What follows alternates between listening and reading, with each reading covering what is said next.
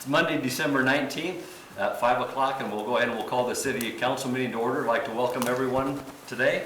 Everyone would please stand and join me in the Pledge of Allegiance.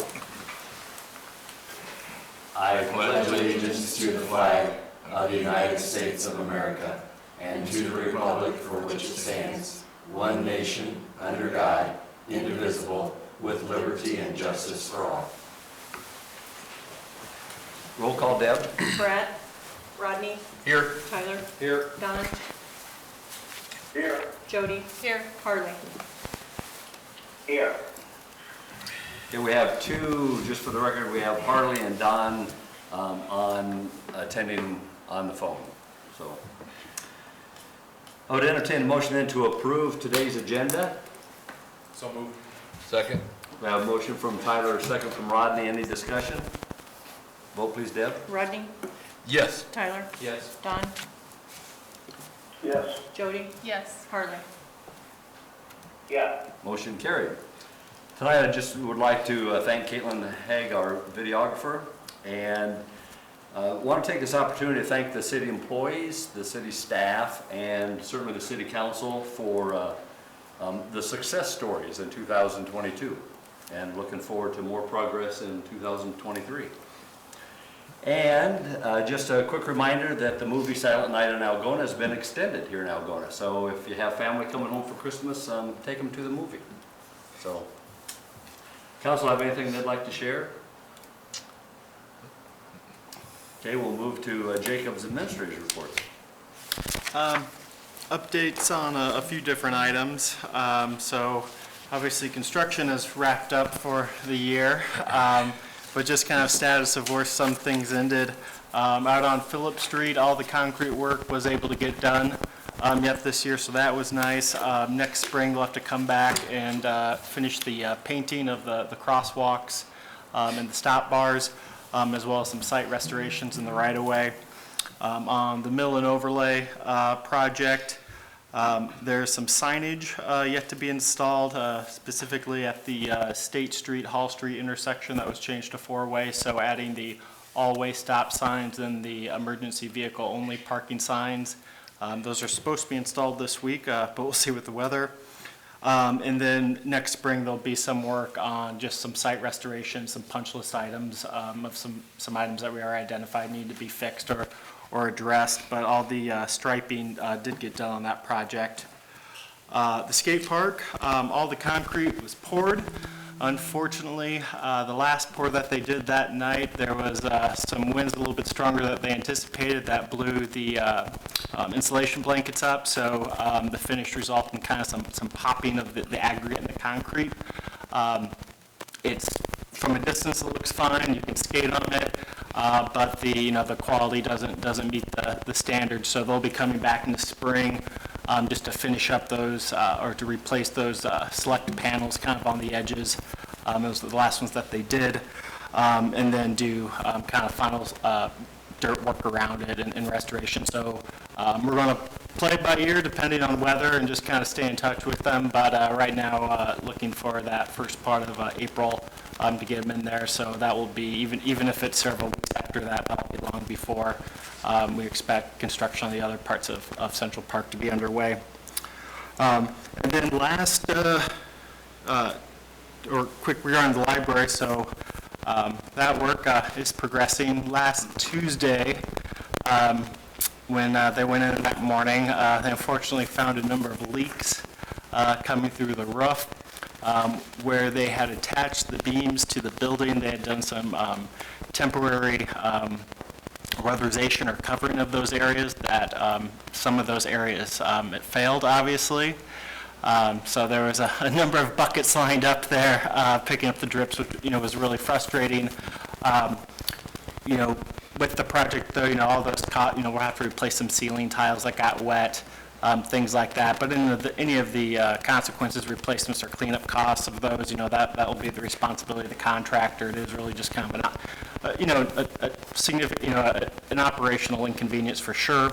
But in terms of cost, that's going to be addressed. A new temporary measure has been installed. There's a lot of consultation with the library board, Lori Walton, the library director, and we had DeVere Adams here discuss kind of the plan with the contractor as well, just to make sure it was something that we think would last this time. So that's been installed, something we'll have to monitor through the winter. And then, before the permanent fix can be done in the spring, once the weather is a little bit warmer, just with how cold everything is and how wet it was, it's tough to get anything permanent to adhere up there. Minor hurdle, but something that they'll keep working through. But the materials for that project have been arriving on schedule, so that's good. So they should be wrapping it up here in February or March, hopefully on that work. And then finally, City Hall with the holiday. It's coming up on Friday, December 23rd. Will be closed. That's a half-day holiday for city employees, but we're going to close City Hall to the public that day, do end-of-year reporting, filing, things like that. So, and then we'll be closed Monday the 26th for the Christmas holiday. So city offices will be closed to the public on the 23rd and the 26th. And then finally, I'd like to invite Police Chief Miller up real quick to give an update on where we're at and some of our hiring efforts on the PD side. Yeah, thanks, guys. Kind of go over, right now we have 2 openings. We had just ran through, and we had, we kind of went through that where we had 12 people and it got down to 1. We were moving along well with that 1 person, and got to the point of like, these are dates he had to meet, going and testing, and he all of a sudden said it wasn't going to work them dates. And so unfortunately, he's no longer going to be moving forward with us. So we are still at the 2 openings. We have it, right now we have the application process going right now. That's what we have out there, what you guys can see. And then Joanne's done a great job. Once you click on it, it gives you a lot more.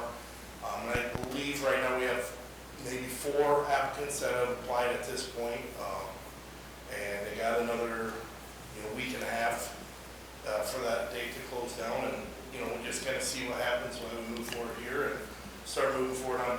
Hopefully, we'll be doing a testing date again. It'll be the first weekend in January, or not first weekend, it'll be January 7th that weekend.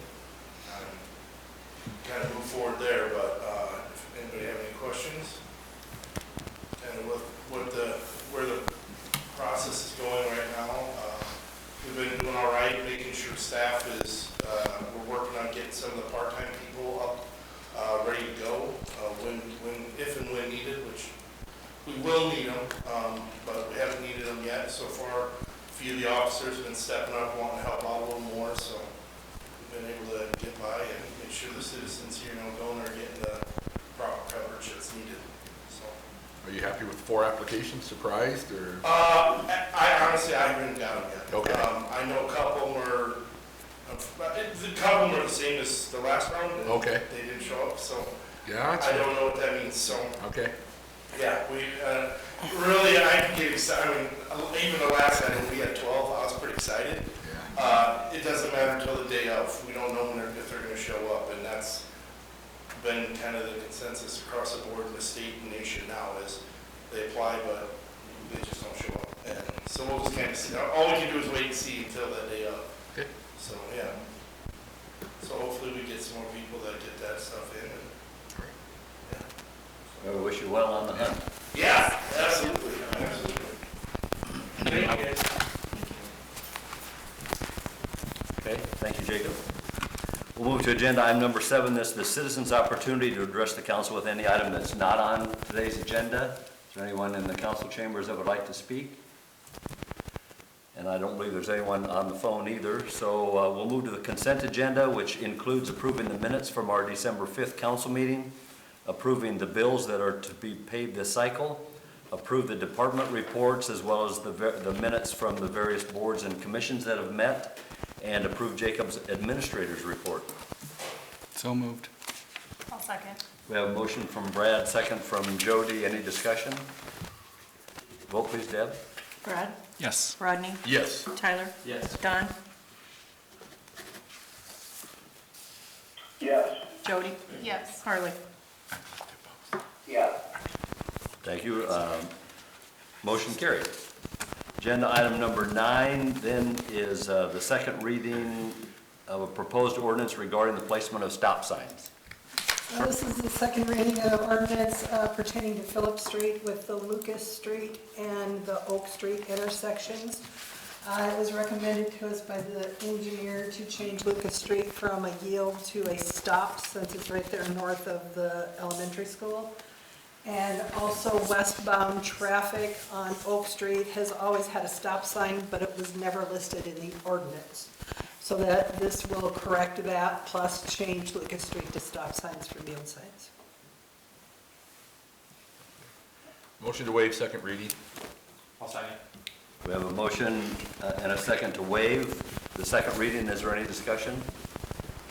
Hearing none, vote please, Deb. Brad? Yes. Rodney? Yes. Tyler? Yes. Don? Yes. Jody? Yes. Uh, Harley? Yes. Motion carried. Thank you. Motion to approve the second reading. I'll second. We have a motion and a second then to approve the second reading. Any discussion? Vote please, Deb. Brad? Yes. Rodney? Yes. Tyler? Yes. Don? Yes. Jody? Yes. Harley?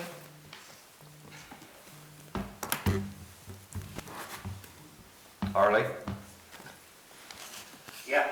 Okay, thank you, motion carried. Move to agenda item number 10, then this pertains to the Algona Cemetery Board of Trustees. Get the other mic, pass it out.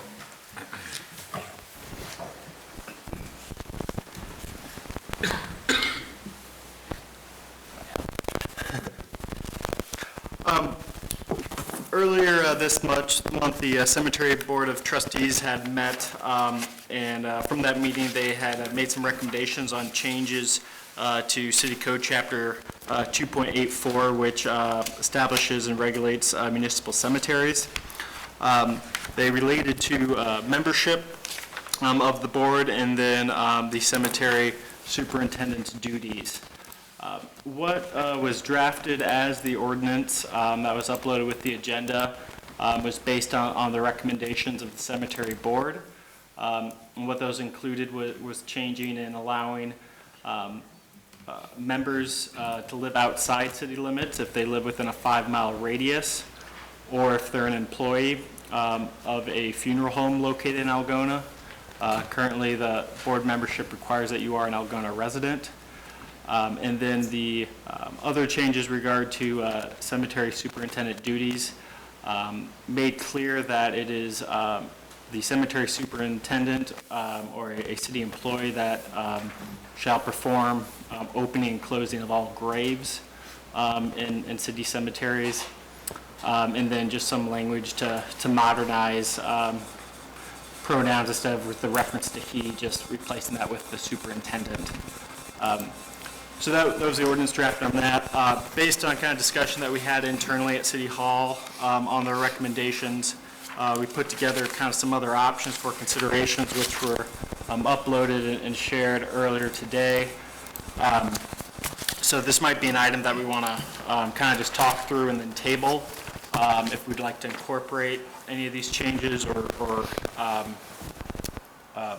tweak, or changing the suggested option. So I wasn't at the meeting on the December 7th, but my understanding is kind of the concern on the membership related just, getting, people that are willing to serve on the board. So a couple different options that we could look at would be reducing the number of trustees from 7 to 5. And then on the outside city limits, kind of one thing to consider with that is, with the exception of our airport commission, which, is regional by nature, all city boards and commissions, they do require that you live in the city.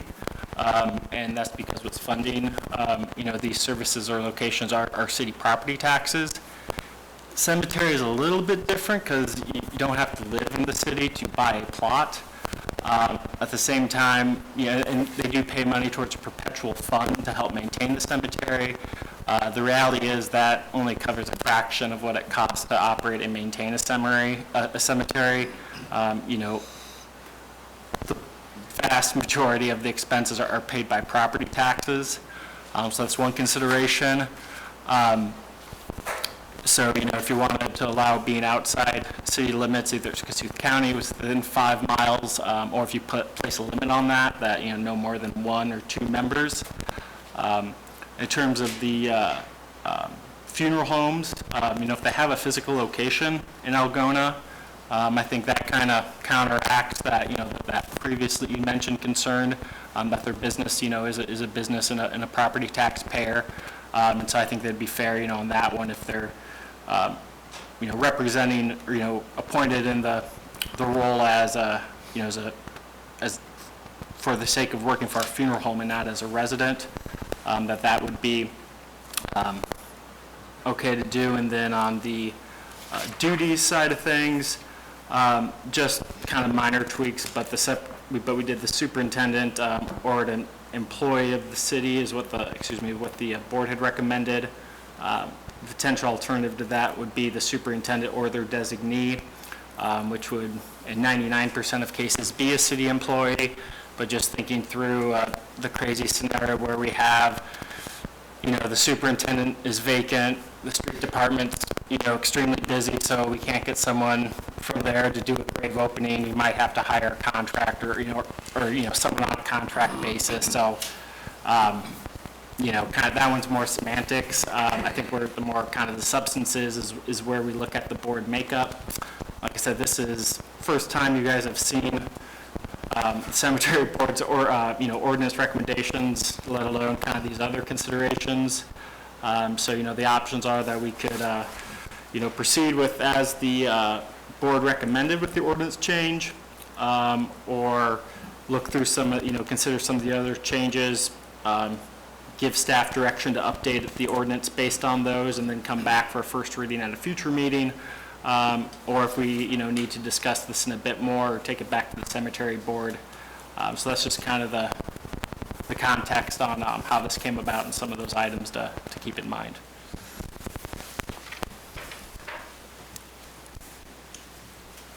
First off, I think it's probably okay to change from 7 to 5 members in this day and age. I mean, depending on, we've seen a history of maybe only 4 or 5 members attend on a given meeting, consistently. You're not getting 7 people there all the time, and volunteers are hard to come by sometimes. Maybe 5 is enough. It is if you, 7's the only nice, like you just said, if you have 7, you get 5 there maybe. If you have 5, you might only get 3. Sure. So do you drop, understanding that you may not get as many? But otherwise I would think 5 would work. I'm a little nervous about that, where you may have 2 attend or 3 attend. And That's true. I suppose to vote on anything, they'd have to have a majority. Yeah, so need a quorum and a majority, yeah. So right now with 7, it's 4. At 5, you could do it with just 3 persons in attendance. I don't think they'd have an objection to that, but currently there's 6 members on the board. So can you say at a time that someone wants to step down, the board will revert to 5? Because I really hate to just say, you're not on the board anymore. Yeah. Right. Yeah. Something that wasn't brought up was staggering 6-year terms. Is that hard to manage? Not really. Okay. Hard to keep track of who's on their 6 years and who's not. Mary's got a very good form she sends out every time somebody's really reappointed or a new person is appointed. She updates that form right away and gets it out to everybody, so I'm she sure does a other good job of committees are that. like that too. It's just something I would do. Okay. So what do you think about the cemetery, or the funeral home employees? I would like both funeral homes to be represented on the cemetery board, and currently, one funeral home in town does not have any employees that live within the city limits. Or within the 5 miles, you're saying, so that's why you're. Right. So, it seems that we used to have a representative, obviously. Would that representative come back if this was, because isn't that why she wasn't able to? Oh, true. Would she Yeah. come back if we Yeah, adjusted? possibly. Would she be willing to still consider serving, living outside Does she town? still live She's- within the 5-mile radius of town? No, but she's an employee. But Oh, she's that's an right, she's employee still an of the employee. funeral home. Right, yeah. So, I mean, So, yeah, with that's that, true, we too. could see if she would be willing to, Yeah, you know, come continue back with on. her service on that board. Would that be back up to 7 then? Yeah. Okay. Maybe we'll look at that in the future. I like that part of it, not just because of this person, but I think it does make sense to have both represented. And with funeral homes owning more than just locally anymore, it seems like they own quite a few, you know, as a group, you know, not just in Algonah anymore, and they own a lot of other communities, so it does make sense. And it seems like whenever we have a meeting of the Board of Trustees, the 2 funeral homes always have some good input for us. Yeah. I think we're good with that change. Yeah, I think I'm good with that change too. With the 5 miles or outside city limits, do you want to? Or a member, or an Yeah, employee. so I guess, yeah, was that, we're fine with the, as long as they're an employee, or fine with Yeah. employee and Yeah, 5 fine with miles? that. Yes. So essentially, you're okay with the Board of Trustees, the way the language is written there? Or do you want to change it to 5 employees, or 5 members? I think it's okay, the way it's written there, because we have 6 right now. We don't Right. necessarily want to change it on them. Yeah, I mean, And Jennifer may come back now that yeah, if we're allowing an employee of a yeah, funeral employee in home. a funeral service. And while it's not an official rule that we have to have, you know, a representative from each funeral home, you know, if it is a practice that we have, if we reduce that down to 5, and a member's required, could get a, you know, a quorum of 3, and then, you know, majority vote would be the 2 funeral homes, which, Yeah. you know, just from a, might be good to balance that a bit. Yeah, I think it'd be good to try to stay with 7 then. So we'll plan to keep 7. The employee of a funeral home is the living outside city limits. I would be generally hesitant to opening that up, just because you can make that case. We got a lot of people that don't live in town that use our parks. I mean, that's, Well, the board's thought on this is if you live within, like, if you want to call it the suburbs or the additions that aren't quite in the city limit, odds are you either have a family member buried in one of our cemeteries and have a vested interest in the cemetery, or you may own a plot in one of the cemeteries, therefore you would have a vested interest. That was their thinking on the 5-mile radius around Algonah. Sure, thinking like Oak Lake or something like that. does 5 reach out over there? I don't think it does. Well, I guess that's where I just had my mind going, Yeah. to somewhere like Takes that. 6 minutes to get there from the edge of town, I just didn't know. Right I don't there. know how far it is. I don't remember. But that's the right way of thinking about it. But I think, yeah, I mean, within 5 miles is, Okay. So as the cemetery board, you know, recommended, you know, it sounds like we're good with that. And then on the supervising of openings, I may just add or suggest, shall perform the opening and closing of all graves. I thought we had that. No, it just references opening. yeah, just references No, it openings. says, well, on here it does, but on the next word it says grave openings and closings. Okay. The superintendent or employee of the city of Algonah shall perform opening and closing of all graves within the Riverview and East Lawn Okay, cemeteries. okay, good, yeah.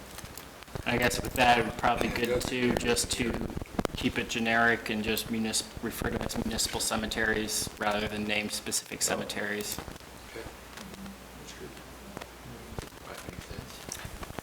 And then, And then the designee, we want that just that part in there also? I think we should, yeah, because if no city employees available, it'd be great, we're gonna have to hire it Yeah, out. if it was a Right. snowstorm and Yeah, that so day, a designated would be rain good. and Doug, and we may have to.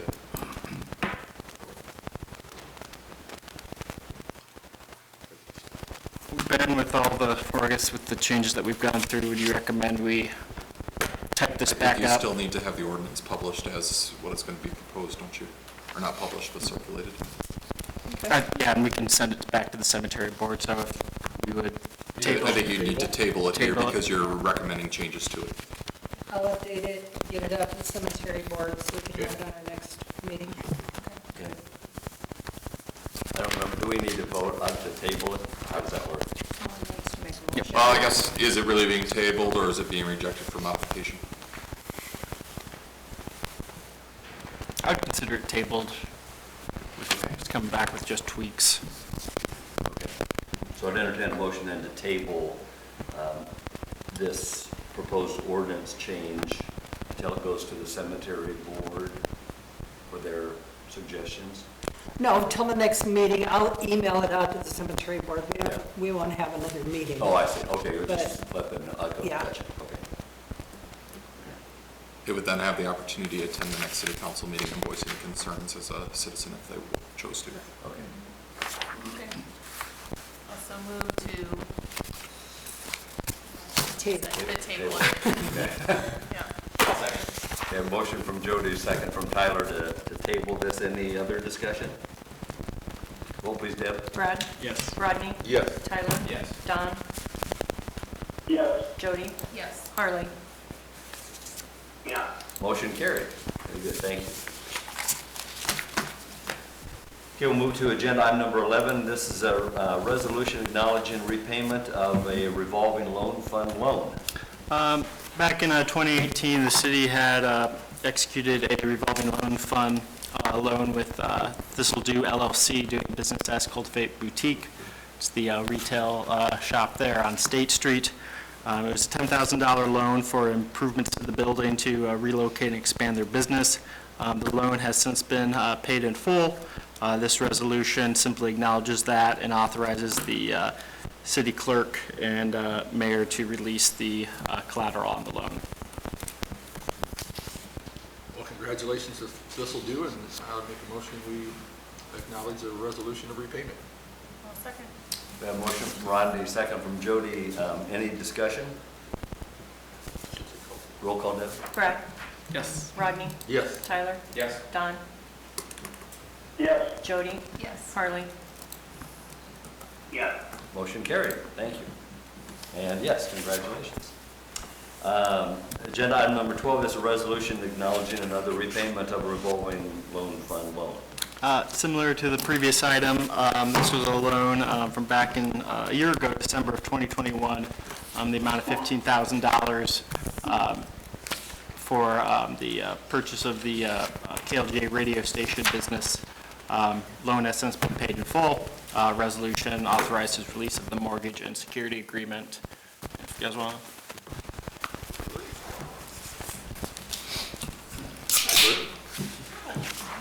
Gary and I just wanted to say thank you to the city and city council and city staff for allowing us to have this loan for the last year. We appreciated it at the time and definitely helped us in making sure that all of our financing was in order. We were able to raise the funds to be able to pay you back within the year, and we were happy to do that, so that way you can continue this revolving loan for other businesses that need the money. We plan to continue operating KLGA, KLGZ in the best interest of our communities here forward, and we just want to say thank you. Thank you, and wish you continued success, certainly, so. Appreciate it. Glad to have such wonderful local owners. Yes. Thank you. Good. Thank you. This loan was a good example of a project that when we amended the rules back in 2018, we explicitly added for business ownership and succession. A loan where we can help, get something locally owned and that content and wealth is generated and stays local is a really good partnership with the program on that. So thank you for your investment.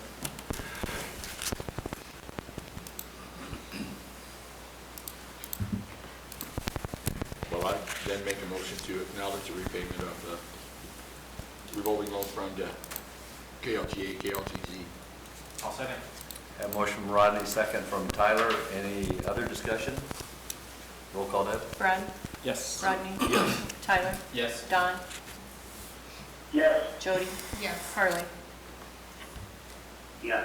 Motion carried. Thank you. Agenda item number 13, this is to approve a pay application from Redding's Gravel and Excavating. This is pay application number 8 on the McCoy Street, Phillip Street, and Call Street reconstruction project. The amount due with this pay application is $290,504.15. This is for work completed in November. The balance to finish on the project is $73,800, and there's still $207 in retainage withheld. The engineer has reviewed and recommends payment. Will there be something in December yet, or will most of that retainage be held till they complete the? I think this will be our last pay app for this calendar year, and then, yeah, come spring when we go through, then we'll do those things. Hoping that we might not end up on both this and the next project, spending all of the balance to finish, because based on the per unit, but we'll just have to see how that shakes out, if Okay. we might be slightly under on both of those. Move to approve payoff. Second. We have a motion from Tyler, second from Brad. Any discussion? Vote please, Deb. Brad? Yes. Rodney? Yes. Tyler? Yes. Don? Yes. Jody? Yes. Harley? Yes. Motion carried. Agenda item number 14 is to approve a pay application from Blacktop Service Company. This is pay application number 5 for the street improvement middle and overlay project. The amount due on this application is $47,608.96. The balance to finish is $118,598. This is for work completed in November and the first week of December, and same as the previous. This will be our last pay app for this calendar year, and we'll likely have one more in a closeout in the spring. Motion to approve payout. I'll second. Motion from Rodney, second from Jody, to approve this pay application to Blacktop Service Company. Any discussion? Roll call, Deb. Brad? Yes. Rodney? Yes. Tyler? Yes. Don? Yes. Jody? Yes. Harley? Harley? Yes. Motion carried, thank you. Agenda item number 15, this is in regards to rezoning a residential property. Josh Colehouse has submitted a rezoning request for his property located at 412 West Call Street. He has 3 apartments in the building. It is zoned to RS60, which only allows for 2. He is requesting that it be rezoned to RM2, which will allow up to 4.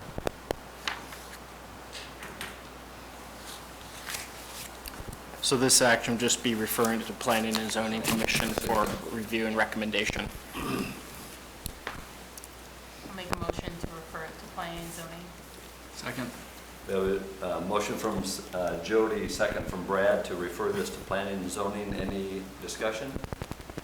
Roll call, Deb. Brad? Yes. Rodney? Yes. Tyler? Yes. Don?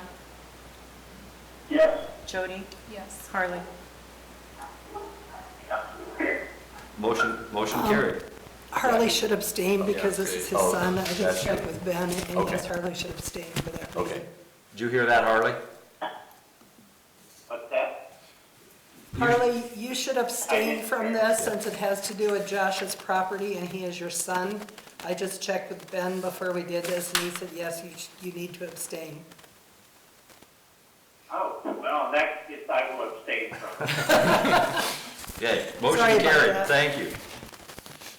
Agenda item number 16 is appointment to the Cemetery Board of Trustees, and so we need to clarify agenda item number 10 before we can proceed with this, I believe.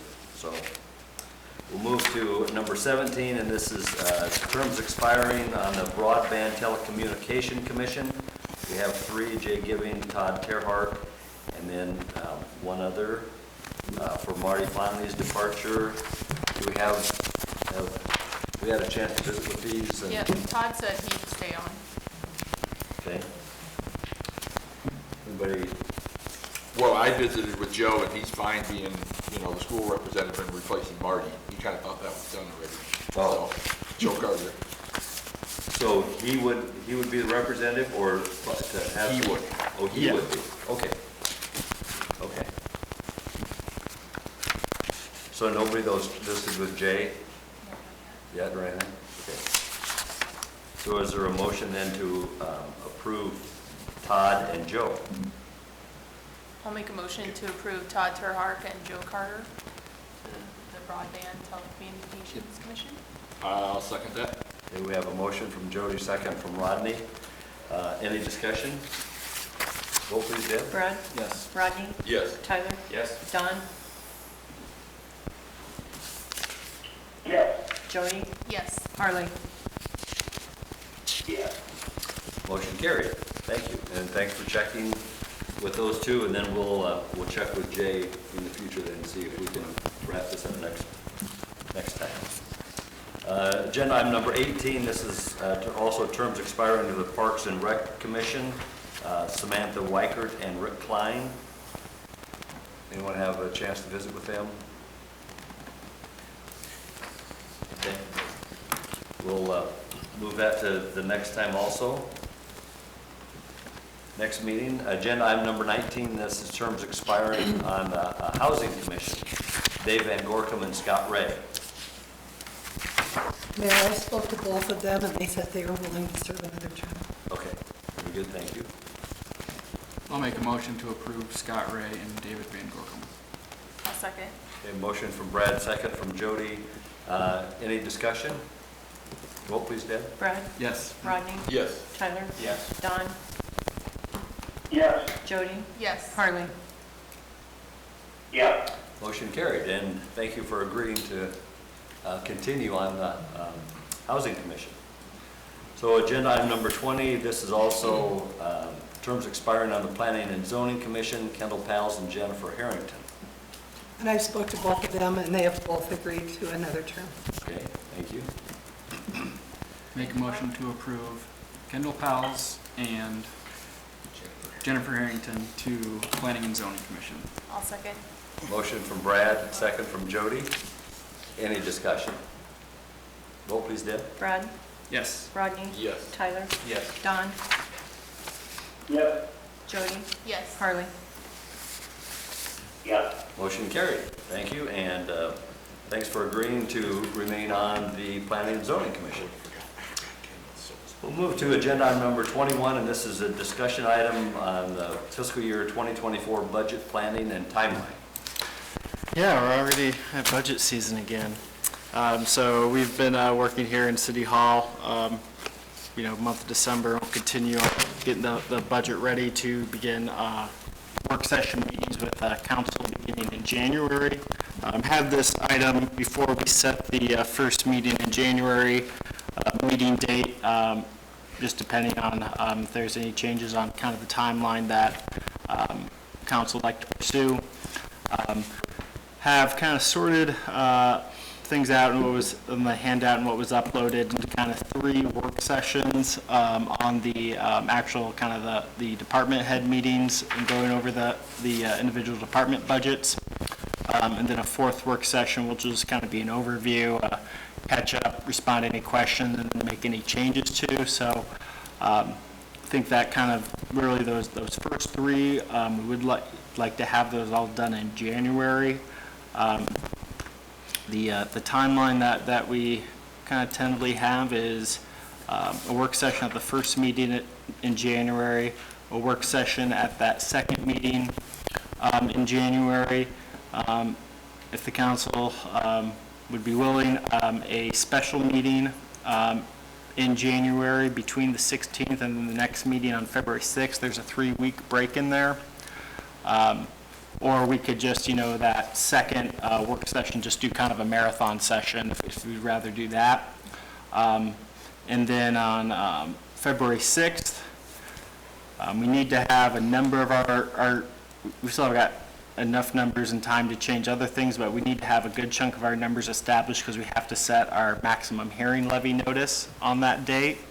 And then we'd be looking at that second meeting in February 20th, to hold our max hearing levy and approve the budget, or excuse me, approve the max levy. Then at that meeting, February 20th, set the public hearing for the budget hearing on March 6th, hold the hearing on the 6th, adopt the budget on the 6th, and then the budget is due to the state by March 31st.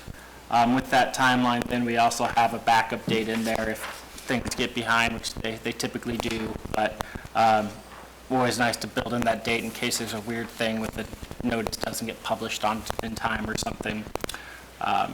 So kind of want to get input from the council on the meetings in January, if we'd like to schedule a special work session to go over the budget in the back half of January, or just try to do it in 2 sessions and extend them out a bit around the when we would otherwise meet. I think the work sessions are okay, putting them alongside the regular city council meetings. But I think once they go over that 2-hour mark, you're losing people's attention. So I think the 6 o'clock hour is like the cutoff hour almost for the meetings. So when I hear you say marathon hour, I kind of get the twitches. So, I mean, if you want to have a marathon meeting, okay, let's set it, but let's bring Order in pizza. food. Yeah, I say there was a couple of years ago, that's what we used to do, and yeah, we'd buy dinner, and I mean, we'd be here, I know I was here 4 or 6 hours. I mean, So, I'm not opposed to it, but I think we can get these done. If we keep them succinct and keep everything going, like, I look at the first and the second meetings, the agendas on both of those, we typically get a lot of information firsthand, from you via email. I think we get numbers from you before the meeting. mm-hmm. We're able to really go through these pretty quickly, and we're able to get them done in the work session. But I think we lose maybe the effectiveness once we hit the 2 hours.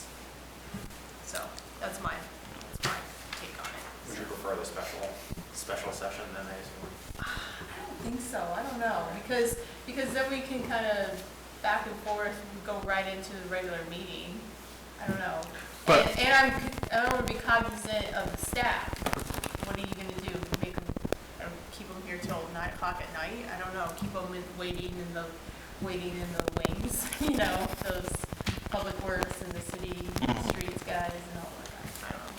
Well, that's what try to, kind of those first and second, have those kind of top ones are ones I think we can get through in the work session, and then if we need to go in, from 4 to 5, and then if we need to go in afterwards, like administration, revenue projections, those are things that, Deb and I would lead anyway, so staff doesn't have to hang around.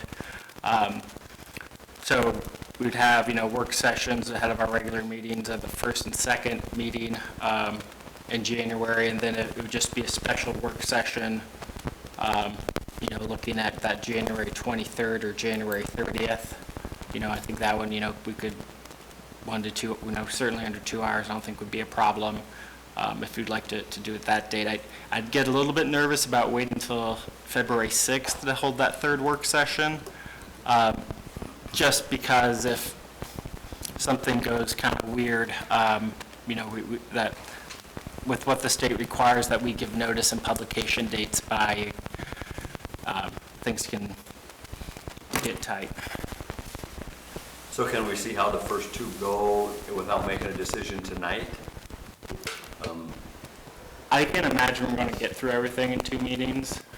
I think it'd be good if we plan on if we don't want to do long sessions, just plan on that third one and kind of have a date in mind, and then after, if we don't have to meet, that's fine, but then everyone can get on their calendars.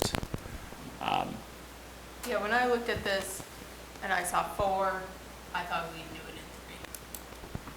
Just generally. I thought, yes, you're probably going to need that third, for sure. Mm-hmm. Well, the thing is, on the 6th, that we have for the number 4 is kind of the overview. That's the meeting that we're scheduled to set our max hearing levy. So to have that publication ready to go for council to approve that night, so it can be published on Thursday and it has to be sent to the paper, that weekend, we couldn't have anything changed.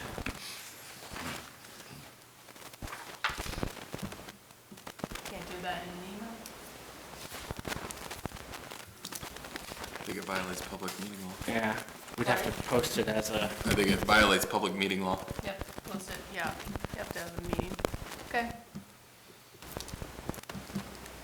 Yeah, I'd probably be more inclined to having that third one instead of a marathon, but we can do. If we do it in 3, the 23rd works best for me.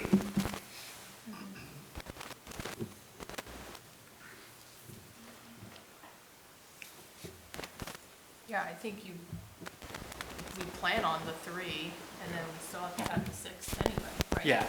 So We we saw want to the 30th as tentatively plan then Yeah, the it's the 23rd as 30th a is the special question. council work session to go over budget. That, wouldn't it be, That'll work for Don. and then would we want to go at 5, 4, 4:30? I know sometimes getting here at 4 can be difficult. Getting here by 5 can be difficult. It doesn't matter to me. 5 is fine, but if you guys want to start a little bit earlier, we can. I like 4:30, I guess. 4:30 is fine. Yeah. Okay, let's plan 4:30 on the Yeah, I 23rd. figured we'd go earlier. On the 23rd.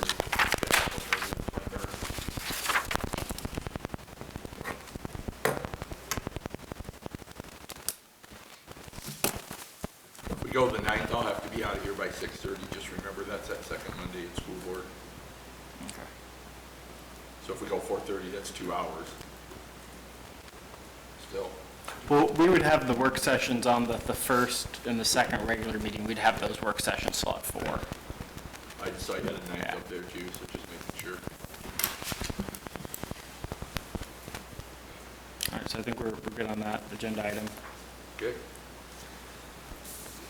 Okay, we'll move then to agenda item number 22, the last item on the published agenda, set date and time for our first council meeting in January.